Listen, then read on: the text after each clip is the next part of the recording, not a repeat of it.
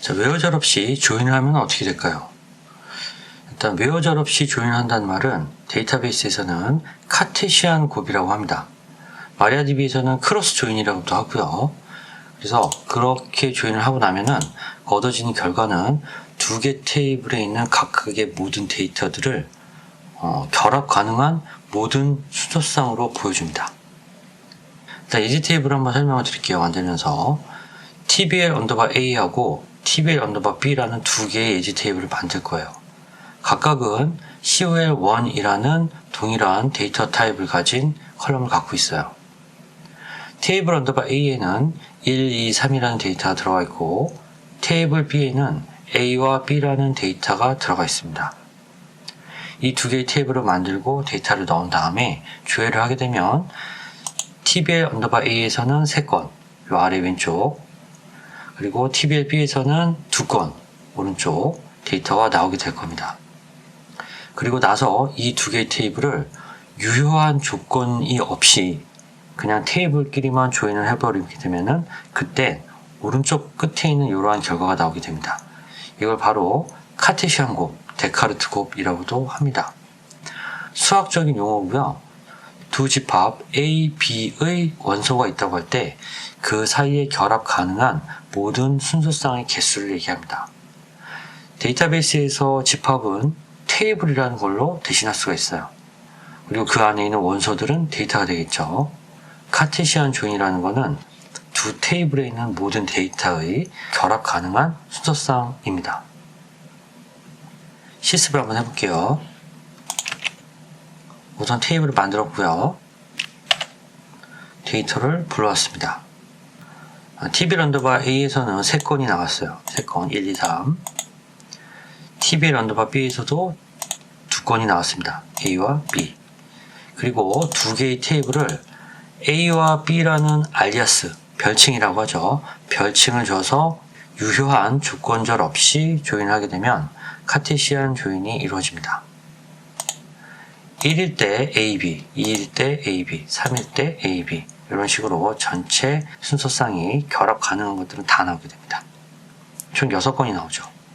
이때 이 6건은 tbl A 3건과 tbl B 2건을 곱한 값이에요. 총 6건이 나오죠. 자, 이번에는 위에서 배운 내용을 바탕으로 해가지고 더미 테이블이라는 거 만들어 볼게요. 더미 테이블. 자, 더미 테이블에서 더미라는 거는 말 그대로 모조품 테이블을 말합니다. 자동차 충돌 실험할 때 사람 대신에 쓰는 인형 있죠. 그 인형을 더미라고 한다고 합니다. 말 그대로 사람은 아니고 사람하고 되게 비슷한 어떤 조건의 인형을 만들어서 자동차가 충돌할 때 받는 충격이나 그런 것들을 실험하는 거죠. 자, 마찬가지로 데이터베이스에서도 이런 모조품 테이블을 하나 만들 수가 있어요.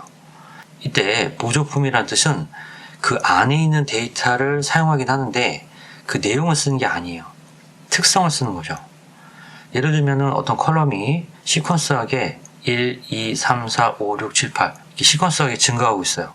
그러면 그 증가하는 어떤 특성을 사용하려고 더미 테이블을 만들 수도 있고요. 혹은 더미 테이블이 가지고 있는 전체 건수를 활용하기 위해서 더미 테이블을 사용할 수도 있습니다. 예지에서는 더미 테이블 하나 만들고 데이터를 입력할 거예요. 0부터 9까지 정수값을 10건 입력할 겁니다. 자, 셀렉트를 한번 해보면 분명히 0부터 9까지 10건이 나올 거고 카테시안 조인을 할 때 또 이렇게 써볼 수가 있습니다. 이제 주의하실 거는 더미, 콤마, 더미라고 쓰면 오류가 나요. 왜냐하면 from절 이하에는 똑같은 테이블의 이름을 쓸 때 서로 다른 테이블 객체로 인식을 해서 써야지 그냥 더미 이렇게 써버리면요 뭐가 뭔지 구별을 못합니다. 그래서 반드시 똑같은 테이블 이름을 쓸 때는 as라는 키워드를 써가지고 as A, as B 혹은 as 내가 쓰고 싶은 테이블 별칭을 써야 됩니다. as를 생략해도 되고요. 더미라는 테이블을 2번 이렇게 쓸 때는 더미 A, 쉼표, 더미 B 이런 식으로 써주셔야 됩니다. 이렇게 되면은 유효한 외어절이 없기 때문에 카테시안 조인이 일어납니다. 크로스 조인이라고도 하죠. 그러면 더미 쪽에 있는 테이블 데이터 10건과 또 더미 쪽에 있는 테이블 10건이 만나서 모든 있을 수 있는 경우의 수를 다 출력을 합니다. 카운트를 세보고 마지막으로는 이러한 더미 테이블을 3개를 한번 써볼 거예요. 자, 첫 번째 셀렉트문에서는 예상했던 대로 0부터 9까지 총 10건의 데이터가 나옵니다. 자, 두 번째 쿼리에서도 예상했던 대로 0이라는 칸 쪽에 값을 고정시켜 놓고 나머지 값들이 쭉 나열이 되고, 그 다음으로 1이라는 값을 고정시켜 놓고 상대 쪽에 있는 모든 값이 나열이 되고, 2라는 값을 고정시켜 놓고 상대편에 있는 데이터가 또 출력이 되고, 이런 식으로 해서 모든 있을 수 있는 경우의 수를 전부 다 출력하는 걸 볼 수 있습니다. 자, 카운트를 해보면 어떻게 될까요? 당연히 10건, 10건이니까 총 100건이 나오겠죠. 자, 더미 A, B, C 이걸 갖다 전체를 갖다가 조인을 한 다음에 카테시안 조인이죠. 크로스 조인. 카운트를 해보면 몇 건이 나올까요? 당연히 10건, 10건, 10건이니까 10 곱하기 10 곱하기 10을 해서 1000건이 나올 겁니다. 자, 이렇게 해서 더미 테이블을 만들어 봤고요. 지금 보셨다시피 크로스 조인이나 카테시안 조인 이런 것들이 데이터베이스에서는 굉장히 중요해요. 어떤 면에 있어서는 테이블 데이터를 가져다 쓰는데 테이블 데이터를 쓰는 게 아니라 특성을 쓰는데 뭐가 중요하냐라고 하시겠지만, 사실은 루프를 돌릴 수 있는 유일한 SQL의 방법입니다. 데이터베이스를 다룬 언어는 프로시저가 됐든 펑션이 됐든 그 안에 들어가는 문법들이 따로 있기 때문에 루프를 돌리는 건 어렵진 않아요. 하지만 펑션이든 프로시저든 한번 만들어 놓고 컴파일이라는 작업을 통해서 저장을 해놓고 써야 되거든요. 근데 그 반면에 SQL은 실행을 할 때 바로 해석돼서 결과를 출력합니다. SQL하고 펑션이나 프로시저는 좀 다릅니다. 그래서 사람들이 생각하기를 그냥 보통 평범한 SQL에서 루프문을 좀 돌려볼 수는 없을까라고 고민을 했어요. 그러다 보니까 마침 이 카테시안 조인이라는 게 있더라는 거죠. 카테시안 조인이나 교차 조인, 크로스 조인을 쓰게 되면은 프로시저나 펑션을 쓰지 않고도 SQL 문 안에서 충분히 루프 수행이 가능하다는 얘기입니다.